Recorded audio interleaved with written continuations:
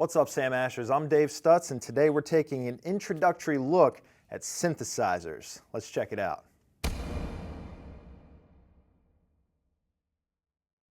So for an introduction to synthesizers, what better synth to start with than the Korg Prologue, a really amazing synth. Now, I myself am still fairly new to synthesizers, so I know what it's like to walk up to one and be fairly intimidated by all the switches and knobs and all this stuff, not knowing what they do and being scared to even touch them, you know what I mean?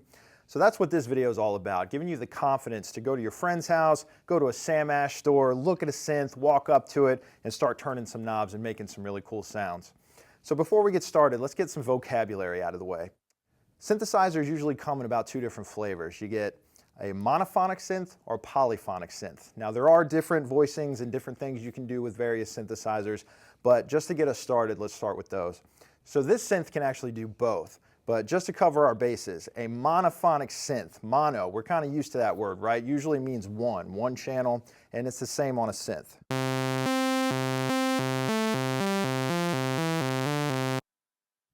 So as you can see, I can't hit and ring out more than one note at a time. It's going to isolate the next note from what I hit. This can be kind of cool for synth leads. It can work with bass lines and things like that, because as you saw, you can sort of dance around.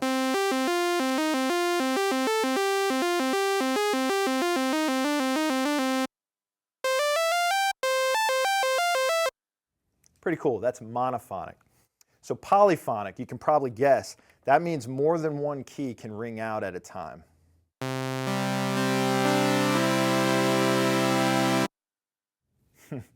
So that's what polyphonic means. Now usually synthesizers are limited by how many voices they have. So if you ever hear about a synthesizer that has like 4-voice polyphony, 8-voice polyphony, what that means is that you can hold out 4 notes at a time if it has 4-note, and then when you go to hit another note, it'll probably let go of like the first note in the chain or something. Synthesizers, you know, everyone's different. They all do different things, but that's what polyphony versus mono. So we're not going to get too deep into it, but you can do some research also into analog versus digital. This is an analog synth, so it uses circuitry to make these sounds, whereas a digital one will use DSPs and things like that. So this synth actually needs to be tuned, believe it or not. I was shocked when I found out that synths have to be tuned. So every time you turn this on, you can see the little tuning come up, so it tunes all the circuits. Okay, last bit of vocabulary. Let's talk about programs or patches. Presets are usually pre-made programs or patches, you know what I mean? So what that is, as soon as you turn on the Prologue, it always defaults to voice 001, which is runner brass. It sounds like this.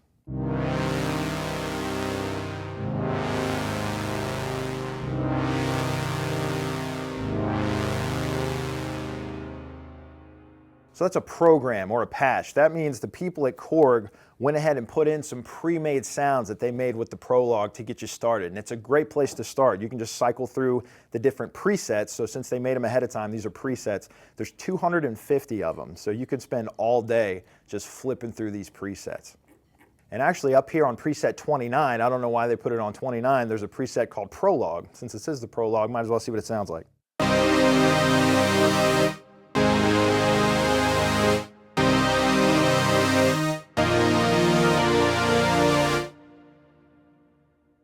Pretty cool, but that's not what we're here to do today. Just be aware that you can scroll through presets. What we want to do is make our own sounds. So starting at 251 and forward on the Prologue, I mean your mileage may vary with other synths.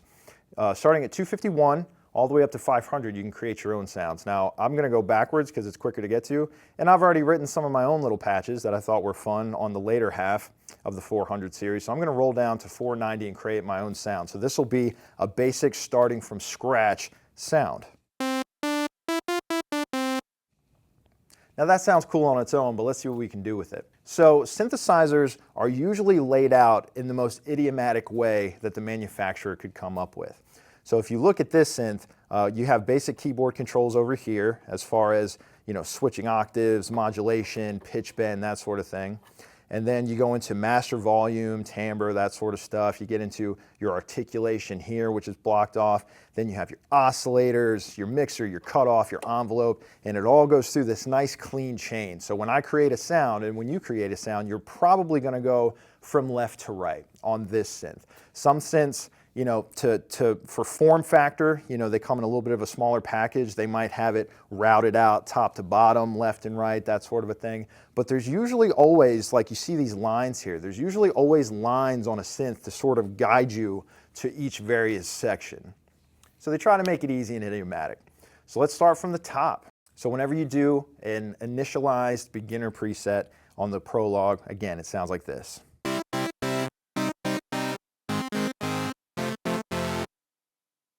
All right, so everything on a synth usually starts with the oscillator, okay? This is where you're going to choose your waveform. So on the Prologue, I'm going to start with VCO1, which is this right here. You can choose a saw wave.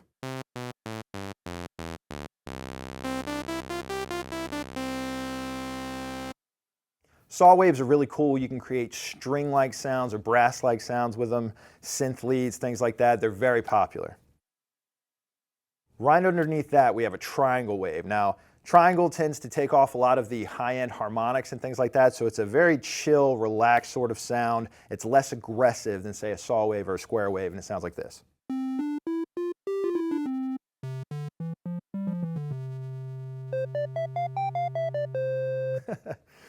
Pretty cool, right? So this is great for woodwind sounds. It's really good for bass. If you want to do some bass lines, really cool. Try a triangle. Finally, we have a square wave. So square waves are really cool. You can create like vintage, almost video game sounds with them. They're just really neat. Let's check it out.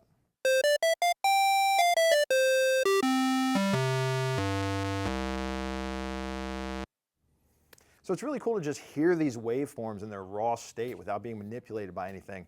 And that's why synthesizers are really cool, whether you're a guitar player, a vocalist, a keyboard player, a drummer, it doesn't matter. It's just really cool to be able to get your hands on and build instruments, you know, that give you an understanding of how string instruments, woodwind instruments work, because you're literally manipulating these waves. It's really cool. Okay, so let's build a sound. So I'm going to choose a saw wave for VCO1. Now on this particular synth, I have 3 oscillators. So I'm going to start with my saw wave, which we heard, but just to remind us. And now I'm going to take the shape and I'm going to shape it a little bit.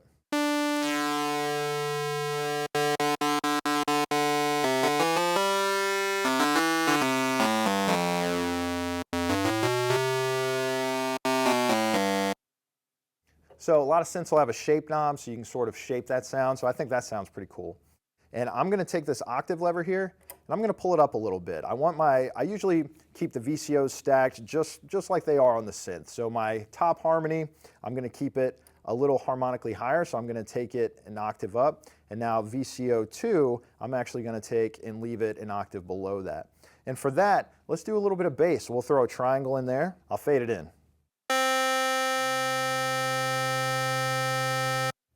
Cool, so now we have a nice foundation of bass and a saw on the top. So saw and then triangle. Now you might have noticed over here, I'm using the mixer, just another section on a synth. Most synths have them when you're balancing different oscillators. So I'm going to turn the saw wave a little down and, you know, triangle a little up and try to get a nice balance.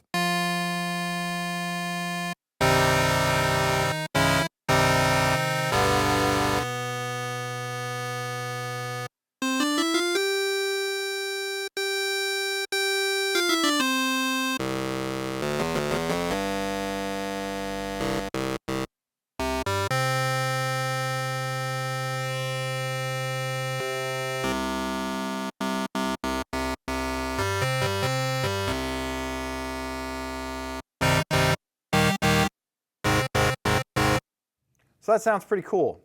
Now the third oscillator is a little different. This one's called noise. Just adding a little bit of either white noise or pink noise or something like that to just give your sound some character. So let's try to dial in a little noise. Now this synth, there's different ones you can choose from. I'm going to try this. I believe it stands for decay in. So let's dial it in and check it out.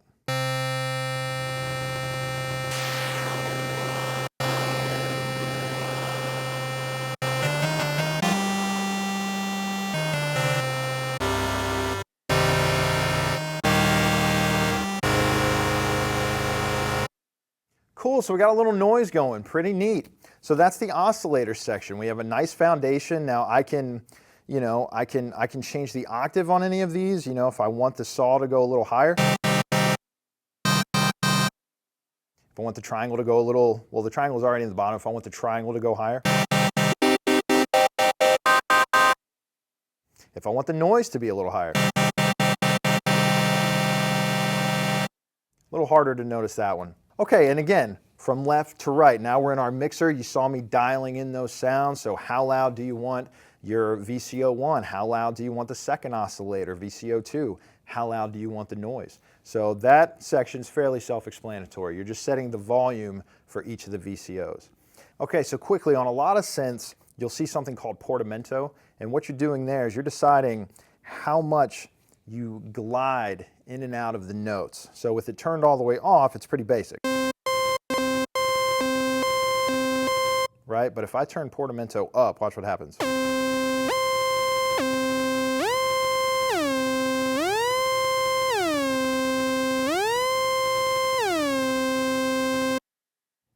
I'm going to turn it all the way up, and we're going to wait here for 10 minutes while it gets to the top.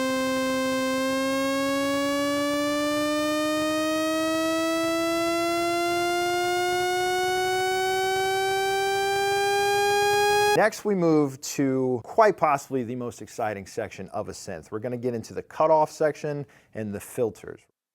So these sections are usually what give each particular synth their characteristic. Why are some synths better than others, or why do some synths sound different when we're all using square waves, triangle waves, that sort of thing. Comes down to these sections here. So if you've ever been at a party or heard some DJ music and you heard that filter sweep that just makes everybody go crazy, that's similar to what this is here. So I'm going to turn this cutoff knob and let's see what it does.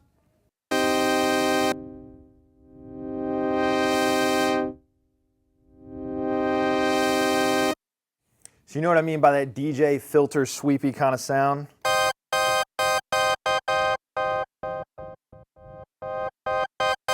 You're taking all of that high frequency information and you're cutting it off, you're rolling it off, so it's making it more and more dull, sort of dull sounding, but it creates a really cool effect. And you may say, why would I want my synth to sound dull? Well, first of all, you never know what you want your synth to sound like. You might want it to sound dull. But when we get into the filters, that's when it gets really cool.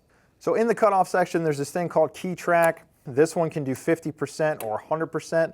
And basically what that does is it takes the resonance from left to right, and it either, when it's off, makes it completely even,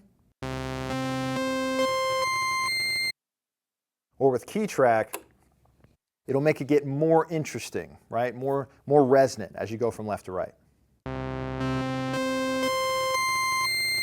Hear the difference? Might be a little subtle, but it's a cool effect. I like it. Versus off, where it's just all even.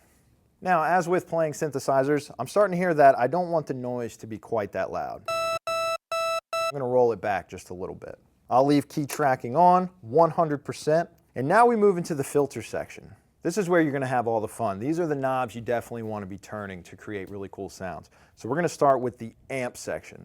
So we have 4 knobs here: attack, decay, sustain, and release, ADSR. Some synths have it as ADSR, some say attack, decay, sustain, and release. But this is some hardcore synthesizer stuff. So let's start with attack. This is where you can start really shaping your sound, and if you want to emulate strings or woodwinds or anything like that, or if you just want to create cool sounds, this is where we're really going to start doing it.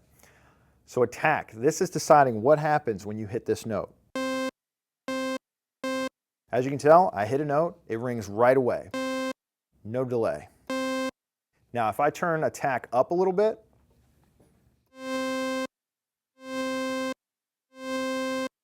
you can hear it's got a slower attack. It revs in a little bit. It doesn't hit it right away. When you hit the key, it crescendos in. It comes in from nowhere. Let's exaggerate it a little more.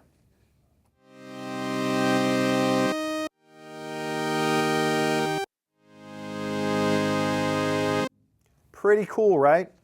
Now I'm going to skip decay for a second. I'm going to go to sustain. So what sustain is it's deciding at what volume, at what intensity you want that note to continue to ring out after you press it.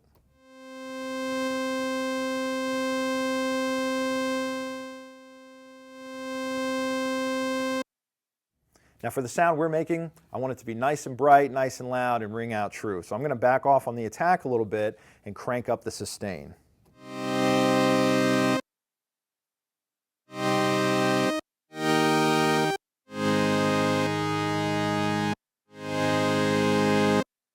Perfect.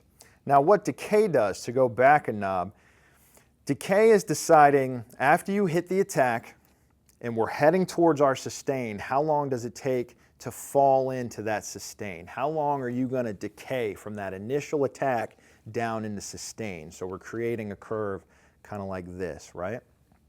Or if you're watching me this way, it might be like that. I'm not sure. This is no decay. I'm going straight from attack to my most intense volume. Let's turn decay up to 12 o'clock noon. So you may have heard it went like that. It kind of had a sweep, a drop, and then maintain. Let's turn it up a bit more and see if we can really, this is where you start getting into nuanced kind of stuff. It can be a little intimidating to be like, do I really hear this or not? But the more you play, the more you practice, you'll get it. So we turned up decay a little bit.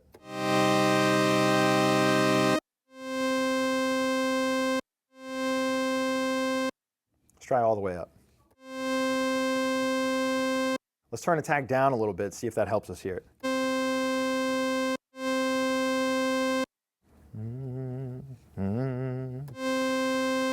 That's what decay does. So let's set attack, decay, and sustain at a level that we like.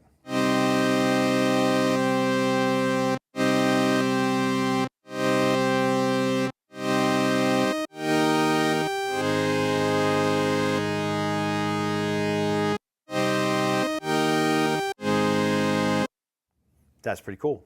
Finally, we get to release. Now, release is the opposite of attack. We're deciding what happens when we take our fingers off the keys. So with release all the way off, when we let go, the sound disappears. It's gone. Now, if we crank release a little bit, now when we let go, it's going to ring out a little bit.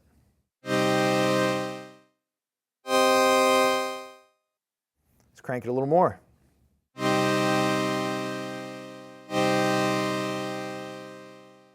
Isn't that cool? We're doing cool stuff here. We're creating sounds. It's awesome, okay? Release is really cool, especially if you don't have a sustain pedal, because now it gives me a little time to get to the next chord a little more fluidly, a little more seamlessly.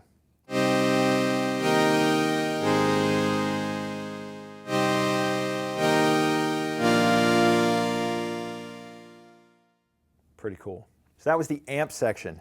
Now we're going to go down to this filter section right here.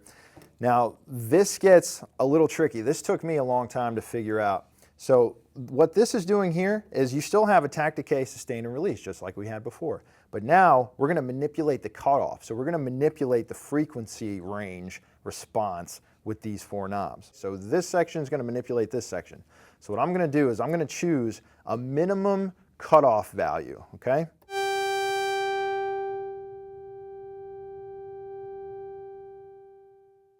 Now this EGINT knob right here, we're choosing a maximum cutoff value.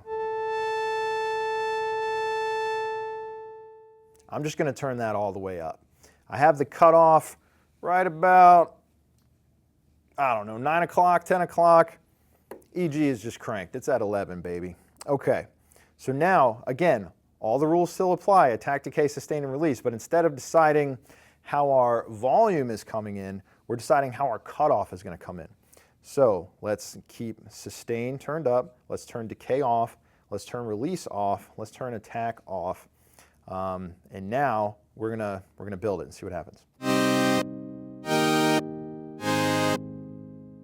can already see that it's changing just from manipulating these knobs. Let's turn up attack. So you should hear the cutoff sweep in now.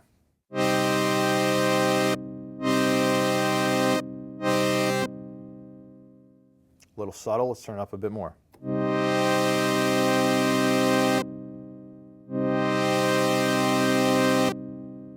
So not only do you hear the volume come in now, but you hear that cutoff sweep up. Really cool. So let's turn decay up just a little bit. I don't like a super huge decay. You know, you just want it to fall off just a little bit. Sustain is good. So I want sustain to be punching you right in the face. Sweeping up a bit hard for my taste. Let's back off on the attack. Cool, that's really cool. Now, the reason you're hearing it get like so dull right away as soon as I let go, it's because we have no release to the filter. So we're gonna turn this up a little bit. I'm gonna try high noon. Let's see what it sounds like.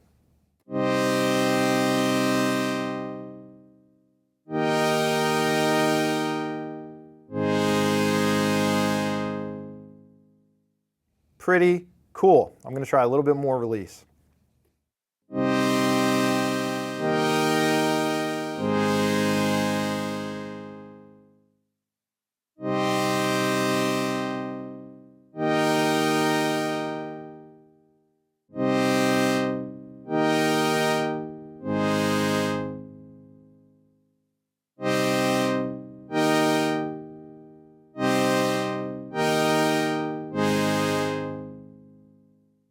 All right, so as you can see, I manipulated some things to my taste, so I have it set at a pretty cool level now. I think that's really interesting. It's a really cool sound. Let's hear it one more time.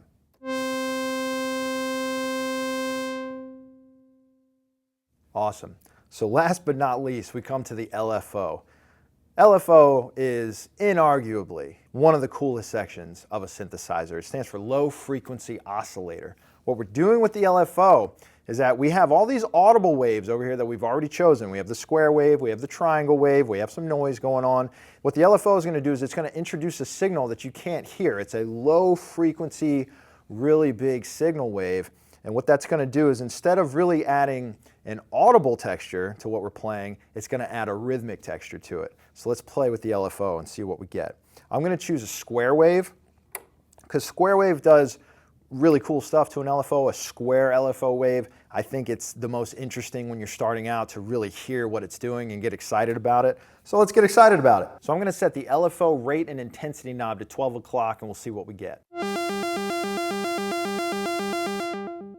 Definitely does something, right? That wasn't even subtle. That's like right in the face. You can hear that that's doing something. So we still have all those filter sweeps and all the volume sweeps that we had before, but now it's introducing this crazy little rhythm.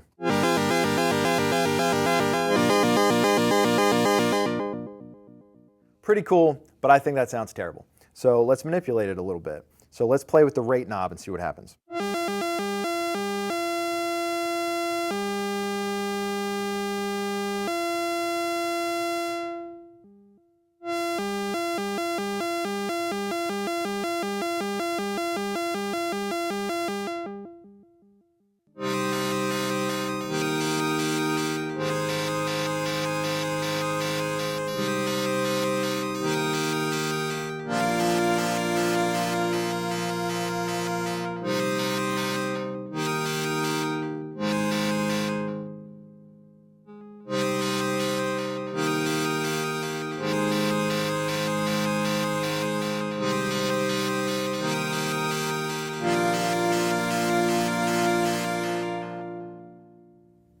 So this is sounding pretty cool.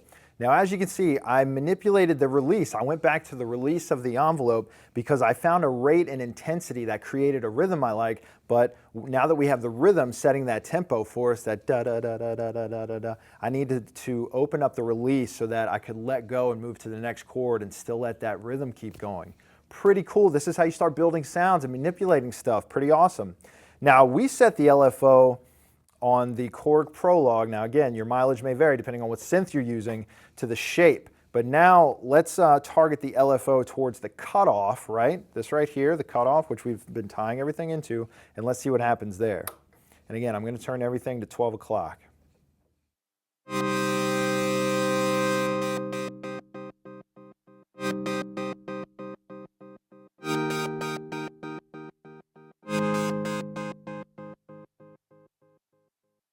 Pretty cool. So as long as I hold it, it's going to ring out, and when I let go, you get that cutoff shape. Let's play with it.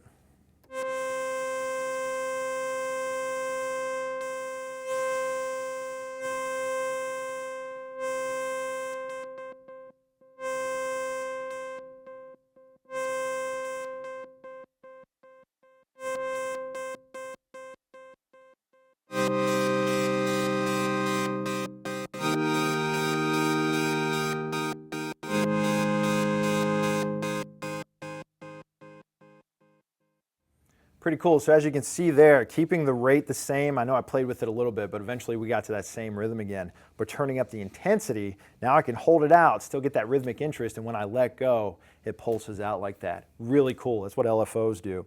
Let's see what pitch does. If we target it towards the pitch, might sound weird. Yeah, when you start messing with pitch, you're going to get some really interesting sounding stuff. I'm going to leave that one alone. I'm going to switch back. I mean, obviously, throw it to pitch, play with it. I'm going to go back to cutoff. I thought that sounded kind of cool.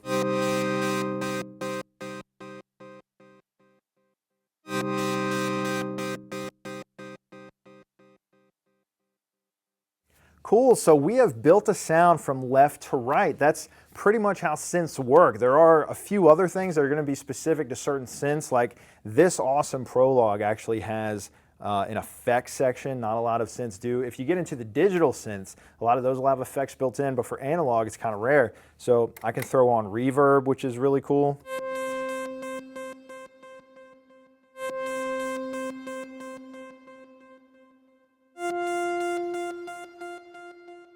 Pretty cool, right? You can do modulation.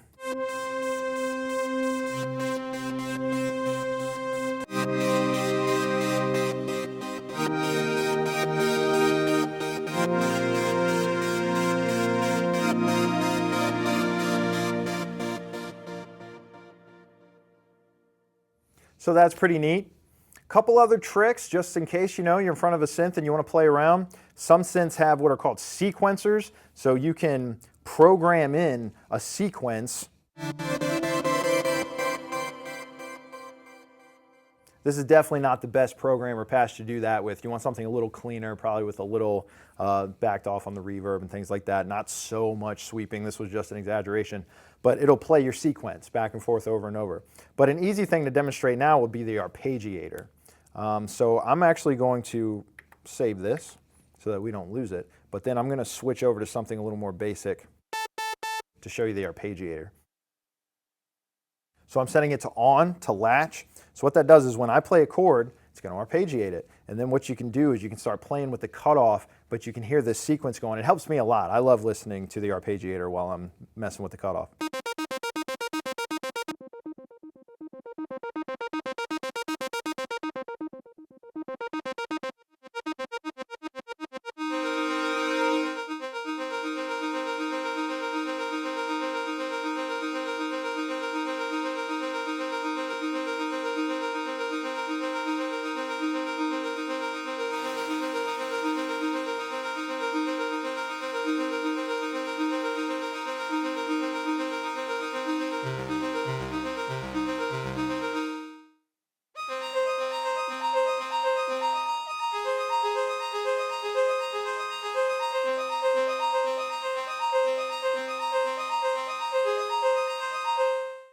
So one last thing to have in your bag of tricks, which is really cool and might set you above a little more of an amateur of a synth player, is something called detuning. So over here we have pitch. I didn't play with the pitch knobs on the oscillators, but again, we have our, I'll turn the arpeggiator off. We have our basic sound now.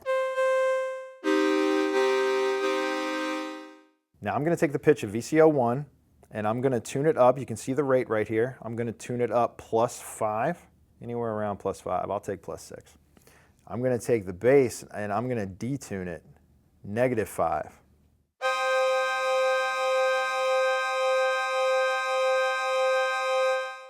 And believe it or not, it sounds beautiful. You detune it a little bit, you don't have it perfectly in tune, and it gives the sound more body.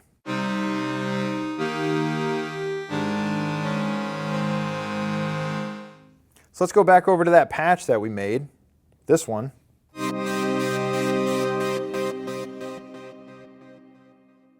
See if it makes any difference there. Again, I'm going to take pitch, VCO1. Let's go up 10. If you start to do it too much, it's going to sound weird, which might be what you're going for. Weird's cool. And now I'm going to take the bass, which is my triangle wave, VCO2, take it down 10. See if it makes a difference.